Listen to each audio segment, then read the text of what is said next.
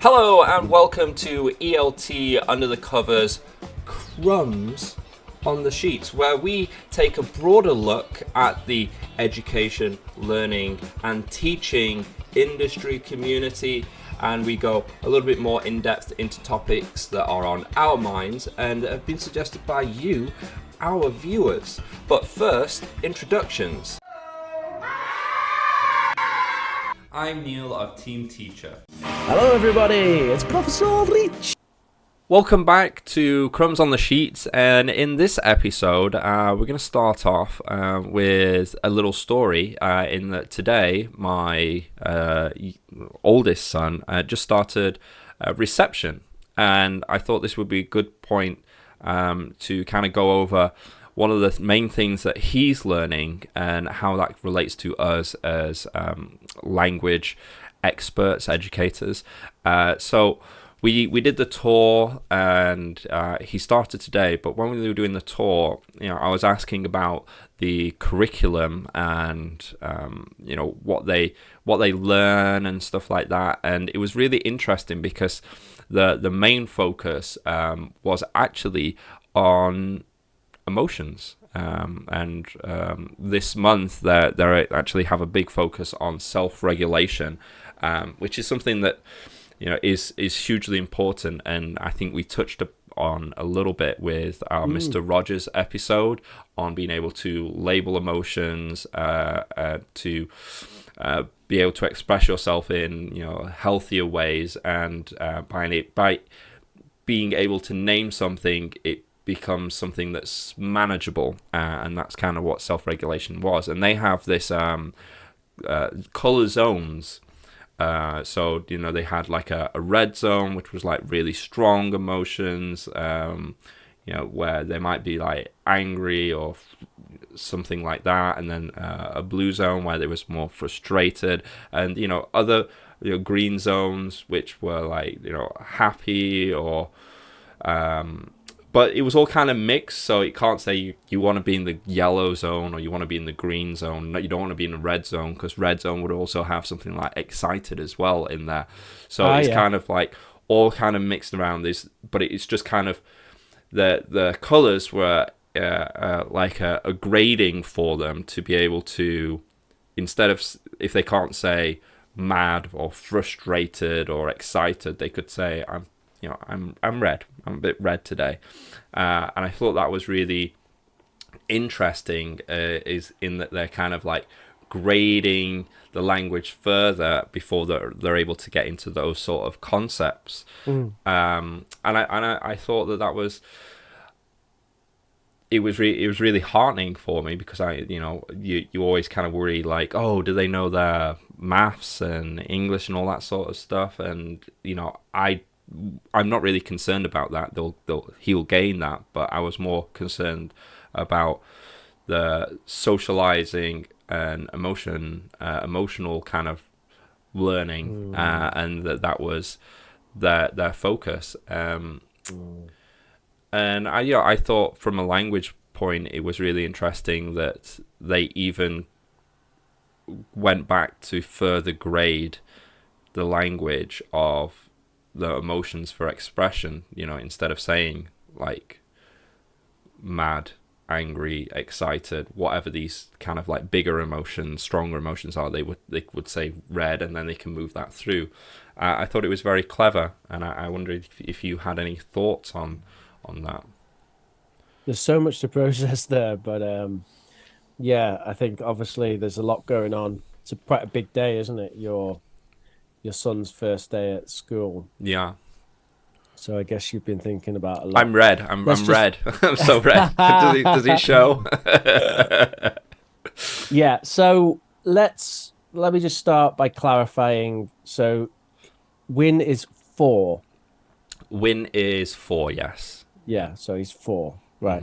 And when you say reception, is that what they call it in the UK? Reception. So in the UK, they call it reception. In Canada, they call it preschool. And then the first year 1 is kindergarten in Canada, and year 1 in the UK, or it might be the equivalent of kindergarten. Reception might be the equivalent of kindergarten. Right. I'm not sure, because in England we start a year earlier than a lot of other places, and then we also have nursery as well, which is before reception. Right. And then when you're 5, so next year he will be what we used to call infants, Yeah, yeah, but year one, now it's called year 1. year Okay. one, yeah. Right, I see. Reception, then year 1. All right. So for me, this is all infants. I think even reception is just infant school. It's the start of infant school, Yeah. right? Because it's the same school, isn't it? It's Where year 1 is. technically not starting school in the sense that in the UK you have that legal requirement, right? It's the same in Canada as well. They have to start school either, be it at a school or some sort of homeschool curriculum that's acknowledged by the government or something like that. Reception, I think he doesn't technically have to be there. It's strongly encouraged, but then it's year 1 that he has to start some sort of education, and if he doesn't, you get fined and all that sort of stuff. Right. Okay. Compulsory. It's compulsory. Yeah, I think Year I 1. understand. Yeah. Yeah. So I think that focusing on the emotional side of things is definitely the right way to go at that age, 100%. Because, well, for a number of reasons.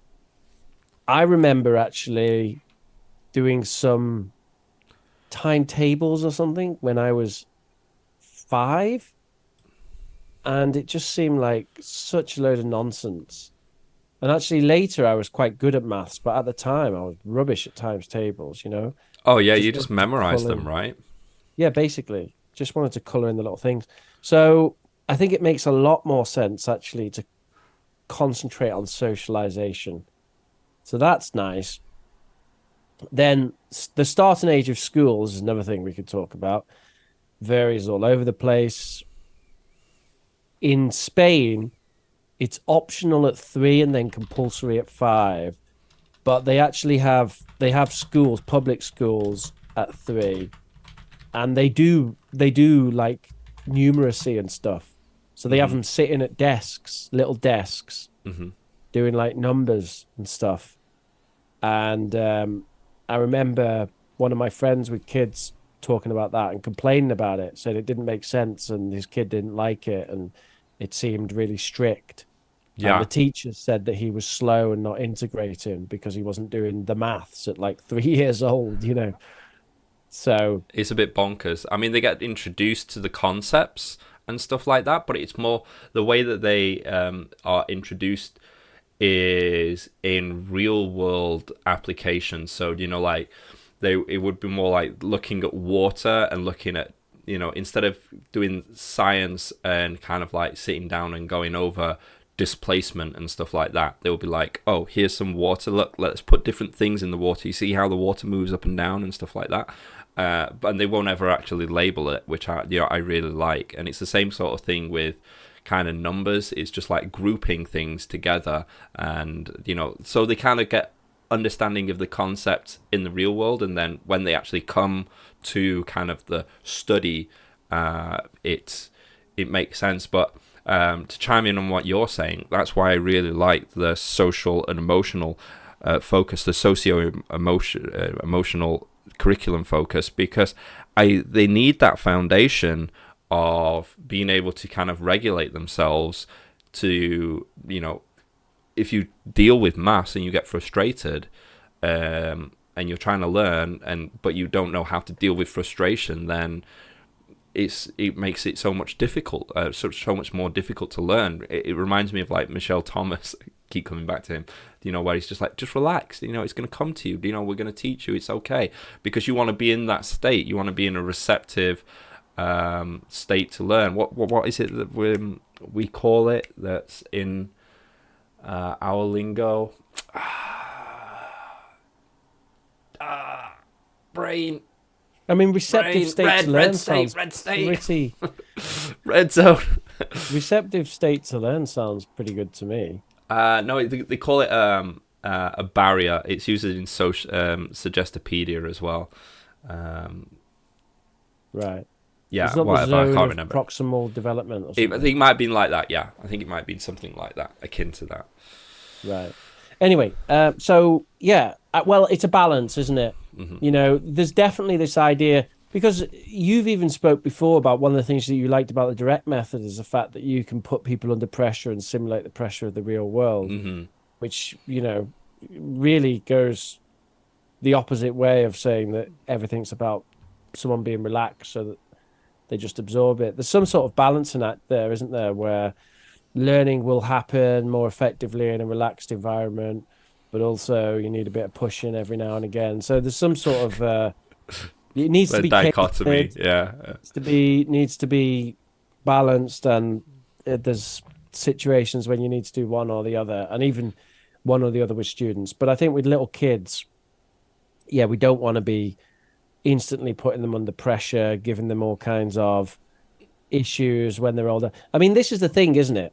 Like, if when you're young, you don't learn your times tables, oh, dear me, that might cause you some slight annoyances later on. Hmm. But if when you're young, you develop some sort of emotional issue, fuck me, that's so much worse, isn't it? Yeah. You know what I mean? It's like dealing with some fucking emotional hang up or whatever. And if Oh, the that other kids that didn't becomes play with related me to with the like the times table, so it's you just associate that times table with frustration and you know the and develop like a limiting belief of like I can't learn it. Yeah. So this idea of focusing on emotions, that seems pretty cool to me. It seems like a good an interesting way of doing it. Then let's move on to this color thing then, because I'm not sure that I fully understood it. Hmm. Is this just the idea that you're just mapping the strength of your feeling to colors? So you're not actually It's saying what your feeling is, you just measure the strength. it's not. I couldn't quite see make out if it was based on strength or a particular type of emotions. It's called the zones of regulation, and so for example, the blue zone is just kind of general down feelings or like low states of alertness, whereas the green is just kind of like a calm but alert state. So I guess it kind of is to do with strengths. I don't know what it is actually based on, but it's a mental health thing that I've seen pop up every now and again. So is it kind of I if guess you you're could feeling good or say bad? I guess it is more, as you say, to do with strengths. So like maybe like I don't know, traffic lights. Is that what they're trying to do it as? I'd love to if you're Is out it there and you are familiar with this and you know its application in education, please reach out to us because I'd love to have you on the show and we can talk about this more. But like for example, red zone, stuff in the red zone: panicked, angry, terrified, overjoyed, elated, so super happy. Yellow zone: worried, frustrated, silly, excited. Green zone: happy, focused, calm, proud. Blue Okay. zone: sad, bored, tired, sick. Oh, okay, interesting. Yeah, It is really interesting. So it's related actually to energy, yeah. and it's like, are you kind of high energy, too high energy, too low energy, Mhm. or kind of the green zone? Yeah, has like this sense of peace and yeah, things like But that. it reminded me of the movie, the Pixar movie Inside Out, and like because you kind of have these tropes of emotions, right? Where you say sad or joy. But if you remember from the movie, um, they started off with the tropes, but then eventually kind of unfolded that, sometimes different emotions are not all good or all bad, but they are needed in certain situations. Like joy was the one of the main character emotions in the movie. She was always kind of like super optimistic. Oh, we can do this, and then but it wasn't. She wasn't appropriate for the thing that was happening in the movie. I think that the kid was going through some sort of developmental change, and it meant that it was kind of like a movie, her moving on from not being a kid anymore to being more of an adult, and you know, and so the blue sad emotion was more appropriate because there was a certain loss, so that was okay to feel that, and then it was not just like oh, let's just be excited for the next part. It's important to kind of hit all those zones as you kind of go through different stages, and that's kind of how I saw this. Right, okay. I haven't seen the film, so I can't All right, particularly okay, comment further than that. But yeah, I do think it's an interesting area of discussion. So I've had a little bit of counseling over the years, mm-hmm. and the best therapist I ever had, which was probably about 3 years ago, talked a little bit about something like this. Mm-hmm. And I think he actually used the term red zone, Oh, really? and he's like, yeah, but he didn't talk about green and yellow and traffic light emotions and all that. But he did talk about like, he's like, once things get to the red, it's like everything's already gone. It's like you have to see it before you get to the red. Right. This was him talking to me. So using different terminology. It's not exactly the same framework, but he was going along these same lines of like you're trying to regulate your own emotional state. Mm-hmm. So that when you're kind of orange, orange, orange, it's like that's when you need to take action, Mm-hmm. right? You can't wait until you're in the red and then take action Mm-hmm. when you're already like going nuclear. You have Mm-hmm. to take action at orange. So what do? You get yourself out of the situation, go for a walk, go and have a cup of tea, change the subject, delay it, do whatever you can to kind of calm things down.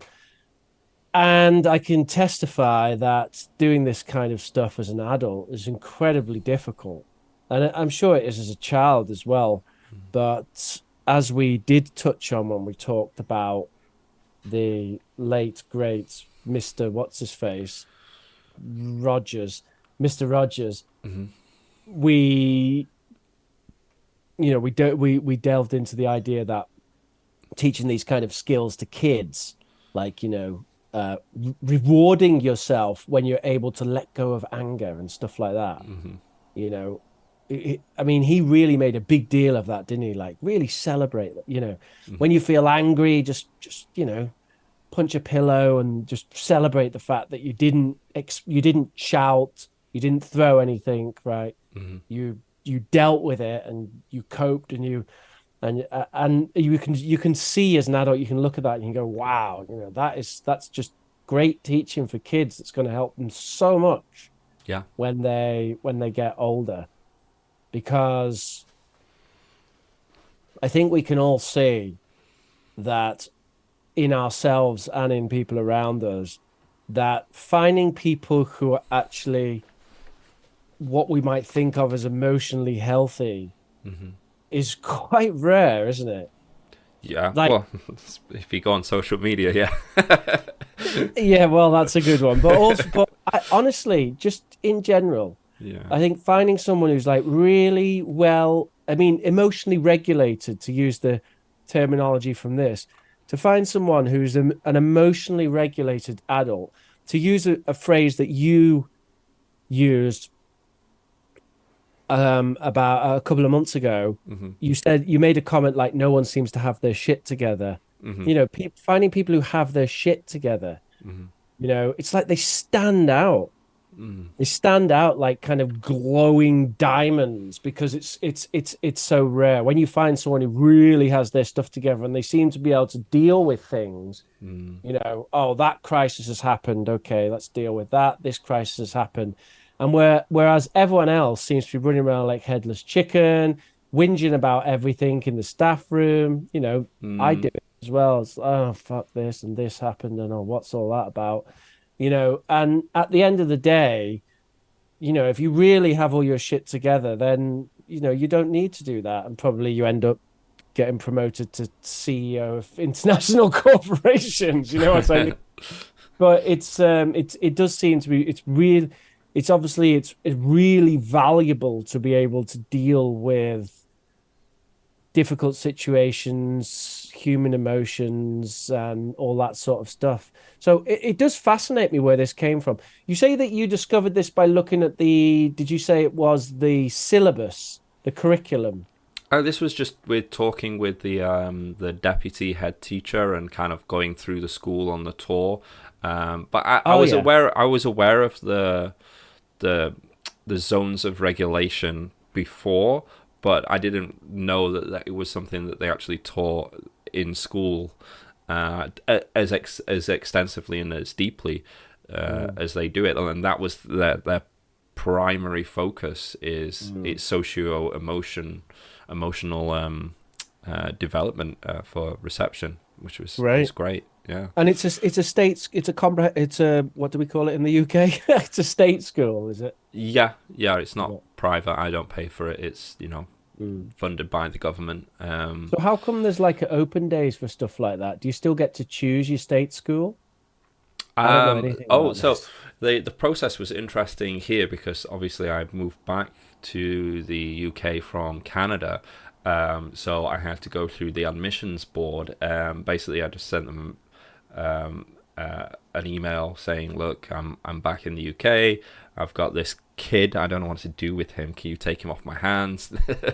No, and I said, like, he's at the age to start reception. And they're like, "Okay, what schools do you want to go for?" And I chose the school that I gave them a choice of three that kind of like closer to me, and then they just kind of put him in one of those, depending on, I don't know, the amount of students that they've got or something like that. I don't know the whole process of why they decided the way they did, but I'm happy with the school that we got in. I think it was higher on the highest Offstad rated one, so they had the highest rating, which was nice. But I'm not It is saying nice. Do you know why? why. And I'll tell you the insider. You might have some insight into this yourself, Okay.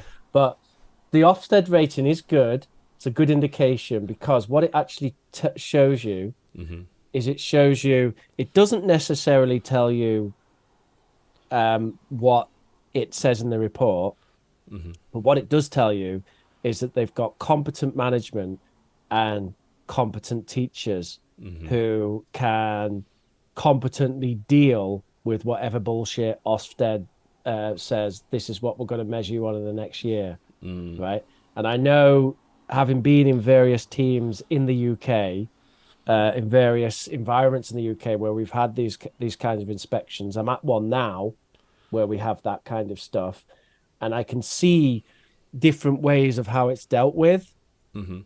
and it's always bullshit, but it does work because the competency comes through. Mhm. Basically, if you have very highly competent teachers, Mhm. then the new bullshit metric that Ofsted's going to measure you on comes in, and people competently deal with it. Mhm. And obviously, if they, it's almost a philosophical argument that if they're able to competently deal with that bullshit, then likely they're also competently doing other stuff like teaching. Mm. So, but that's what I've sort of noticed there.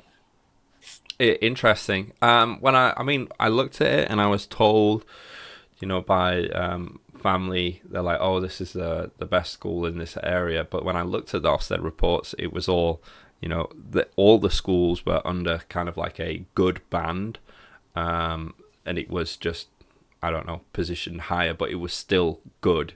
I was like, all right, well, they're all good, but this one's a bit higher. But I would have been happy with any of them. I'm not disparaging the other schools. Mm. It just so happens that they had extra points or whatever, but they were still in this good band. So I don't know how that works. You know, like if you're this school, how they can say this school's better than the other schools when they're all rated as good. You know, but yeah, Well, apparently. they break it all down, don't they? So they'll have like a rubric which will be like they'll have different areas, say 10 different areas, and those areas will be, curriculum resources, quality of teaching, facilities, cleanliness, blah, blah, blah, blah, blah, all the way. Hmm. And then in each of those things, they'll have criteria like you can have like excellent, adequate, or inadequate.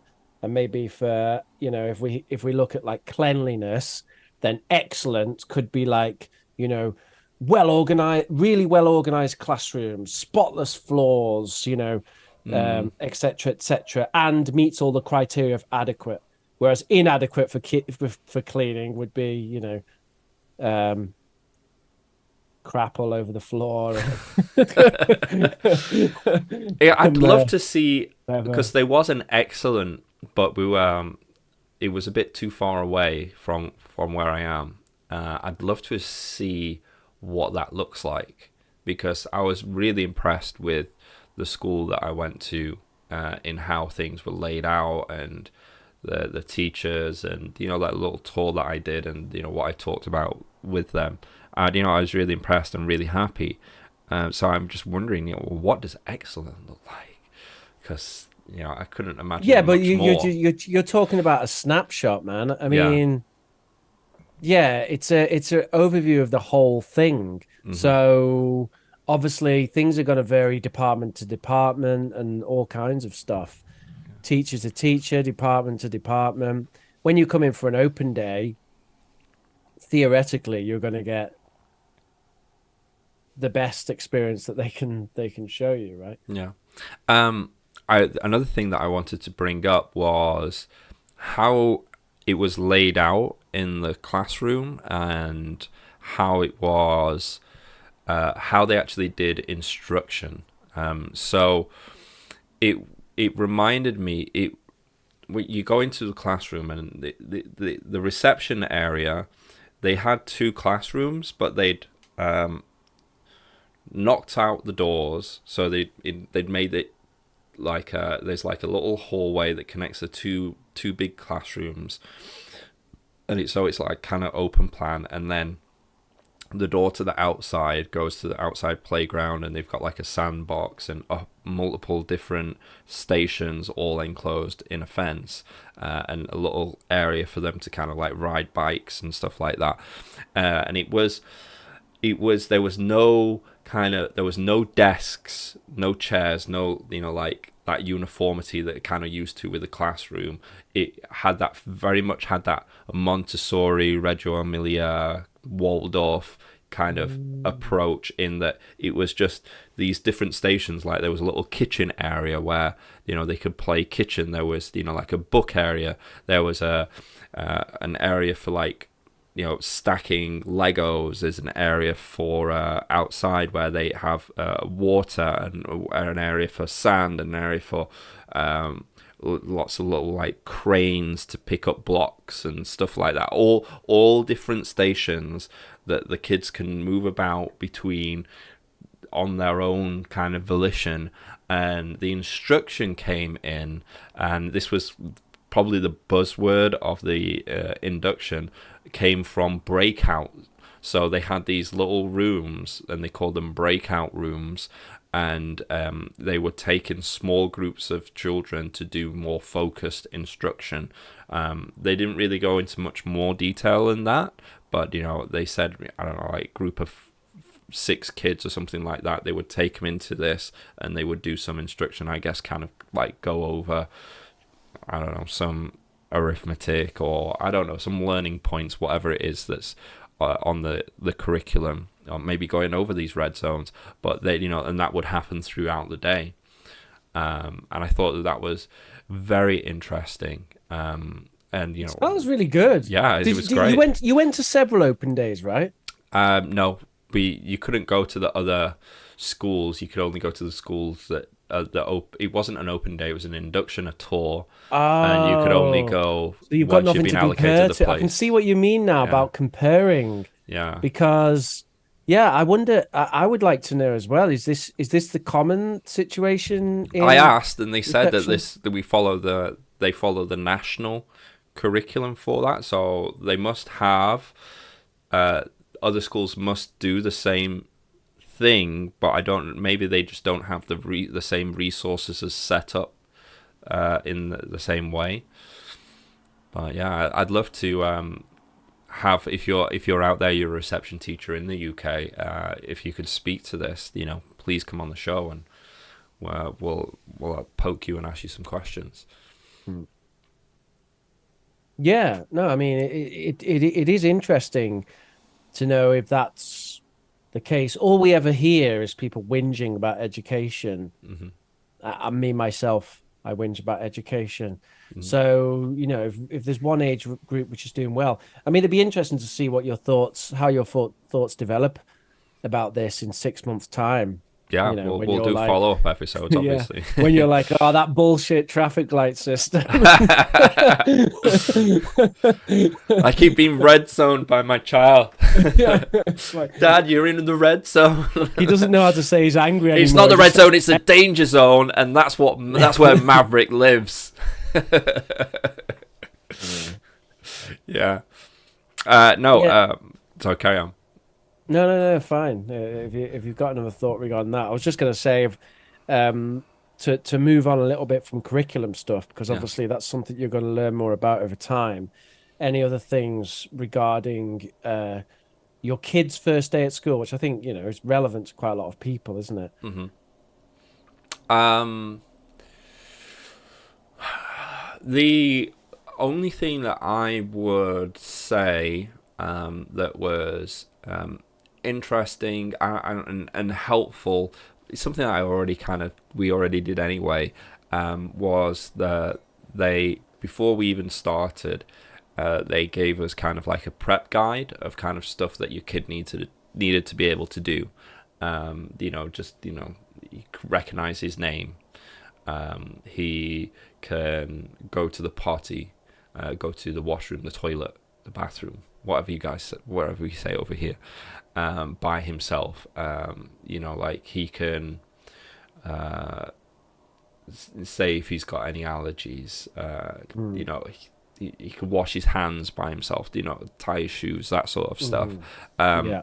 um, and that was like, well, yeah, obviously it's what we were doing, but I think that's the main focus, and a lot of parents, I feel, kind of get stuck in the weeds of like, oh, we need to be teaching him his numbers, or like getting him Right. to recognize the alphabet and stuff like that, and really it's not. It's the that Montessori style approach of just get good at doing of get give the child agency, but in a graded way. You know, like they can get if they can't get dressed, give them options of what clothes they can wear, so they start to choose. If they you know giving them cups and their own cups and their own kind of jug that they can start pouring water for themselves. Showing them making their environment amenable for them to have agency. So making sure that they've got a stool or a steps that are secure, that are safe, so they can reach the sink and wash their hands, and making stuff accessible in that way, and kind of encouraging it but not forcing it. It was something that we've all already done, and something that we knew kind of from being teachers ourselves. But it was heartening to see that was something that they also encouraged in their kind of like welcome pack and stuff. Mm. because that's the thing that they need really. And you see a lot of parents doing maybe too much for their kids. Mm. um, so when we kind of saw that, we're like, oh, okay, we're not on that out, we're not completely mental when we're like doing kind of, because we did baby led weaning and stuff like that, where we just kind of give the kid food and they kind of like feed themselves and stuff like that. So we kind of feel well prepared because he's very independent. Mhm. But sometimes it kind of feels like maybe we should focus on doing math or arithmetic, but we didn't. Well, I mean, it's good to do a little bit of logical stuff, but I feel like, just echoing what we've said previously, that the critical the things which tend to cause more problems as people grow up seem to be more the emotional side of things. And it's interesting that a lot of the things that they're talking about doing with a lot of things they're talking about teaching through the curriculum kind of echo the direction that you've been going yourself with Win. So I mean, that's nice. And it sounds like so far you're kind of quite optimistic. And I'm sure there's going to be downsides in the long term, things that you identify which aren't Yeah, working I think perfectly because it's there's a public education system. But it's nice to hear that there's some optimism to be had. yeah, I think it was the echoing that was encouraging to us, because we have kind of, he's very energetic, very curious, spirited is what you would read about in the books. So we had concerns because we thought, well, is he good, because he bounces around the place, and we're like, oh, there's a rise in being labeled ADHD and stuff like that. And we were concerned, like, oh well, maybe we should be more strict, more authoritarian, because we did kind of do something similar with the zone system, in just like for, I think I've spoken about it before, when we say, we don't say that he's doing anything bad, we just say that we just show him this is not how you play with something. And if it's Mm. something he's been played with in a wrong way, then that thing gets put on timeout. He doesn't get put on timeout. And we don't punish him per se, but we will. I'm trying to think of a good example. We would always, if you say don't do that, we would always give the what you can do. Like, don't hit your brother, because he would. He gets frustrated. When his baby brother comes along and knocks over his Hot Wheel tracks. He has hit him. Mm. And instead of going, don't do that, go sit on that chair or whatever, we would say, don't do that. Do you think we wouldn't even acknowledge that first? We would more kind of show concern for his brother, and then come back to him and say something like, don't hit your brother. Here's what you can do. You can shout for mommy and daddy, and we can move him. You can think about building your tracks in different places. And it's always concerning in that, like, because it's repeated, right? So it happens again. And sometimes when you're doing this sort of stuff, it feels like there is absolutely no effect whatsoever, because when you think back to doing that punishment, you think like, well, he's done that. If you do something more corporal, you do that, and then he won't do it again because he's scared, and you kind of see that. Whereas when the approach that we've been taking, it just kind of he will repeat it. You're like, is it even actually having an effect? But I think that's kind of a thing that we'll find out. But if it's the similar approach that as it seems that the school is kind of having, kind of trying to label emotions and get them to regulate themselves more, it's encouraging for me. And I think that's what I wanted to really try and convey, is that, okay, it feels like we're not kind of insane. It feels like this is kind of the direction that the big institutions are moving in. But then the contrarian in me is like, okay, if the big institutions are doing this, then maybe it's wrong. Yeah, maybe that's why there's so many snowflakes around here. Yeah, I want my kid to be taking down international trafficking rings. He's one man with a principle.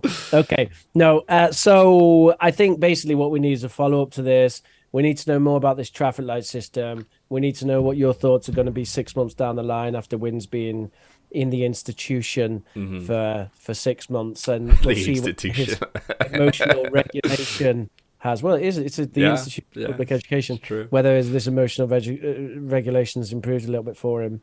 One final comment that I'm going to make regarding this just struck me is I think in general, just having siblings probably helps quite a lot. I mean, just the example you said then of his little brother like knocking over his Hot Wheels and getting frustrated and realizing that he can't just hit his little brother. You know, me being an only child, these are lessons which I never had. And I can imagine being so young and having that kind of thing happen and learning that you have to deal with that. It's going to be invaluable in later life, you know, in terms of getting frustrating and so on and so on. So anyway, dude, I think it's a good time to wrap up. I would agree. And we'll pencil this in for maybe 6 months or so down the line, see how he's going. Might even bring on the gent himself and ask him what he thinks of school. That might lead to some interesting conversations. If you're looking for more information from myself, you can go to teamteacherchina.com. We've got a whole bunch of materials, PowerPoints that you can use instantly in the classroom. We've got a Team Teacher China YouTube channel where we have videos teaching you how to use those materials. Team Teacher English, where we put those materials into a video form for self-study. And Team Teacher Baby, where I take my experience as a teacher and put that into parenting. And go to youtube.com/ProfesorRich to see some English teaching. You can catch me weekly live streams on Oxford Online English YouTube channel. Oh, and also you can do a YouTube search for POG space UK, and you would get my alpha version of my new gaming channel, which actually just have some trial content on there at the moment. You can email us here at eltunderthecovers@gmail.com if you have anything you'd like to contribute to the show. Smash that like button, share and subscribe. And watch 100% of the video and don't click off. Thank you. Bye.